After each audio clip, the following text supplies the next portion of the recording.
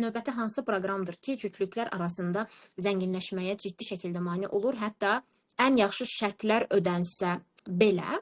İkinci proqram nə ola bilər sizcə? Fokussuzluq, dağınıqlıq, fokussuzluq. İki partnyor bir-birinə nə qədər çox fokusludursa, nə qədər fokusunu yüksək dərəcədə saxlaya bilirsə, o qədər də çox birlikdə daha böyük addımlar addımlaya bilirlər. Belə bir şey düşünün də, baxın.